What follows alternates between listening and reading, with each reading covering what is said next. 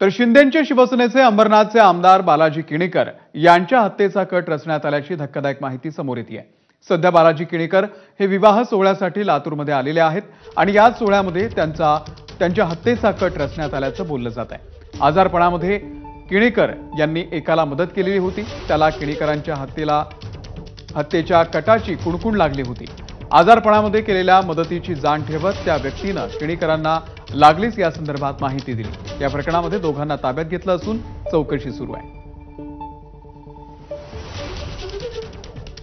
अंबरनाथची सर्व जनता आम्ही रस्त्यावर उतरणार आहे। जरी जो कोणी असेल याच्या पाठीमागे त्याला शिंदे साहेब, आमचे उपमुख्यमंत्री आणि खासदार डॉक्टर श्रीकांत शिंदे, आमचे सीपी साहेब आणि पोलीस खातं डीसीपी साहेब क्राईमचे, हे त्यांना सोडणार नाहीत, स्पष्ट सांगितलेलं आहे। त्यामुळे आता जे झालं ते परत आम्ही अंबरनाथमध्ये होऊ देणार नाही। त्या बाबतीमध्ये पोलीस कसून चौकशी करतायत। अतिशय गंभीर घटना आहे आणि त्याच्याकडे देखील आम्ही गांभीर्याने पाहतोय। मी स्वतः देखील त्यामध्ये लक्ष घातलेलं आहे आणि गृह विभाग देखील त्यामध्ये काम करतोय।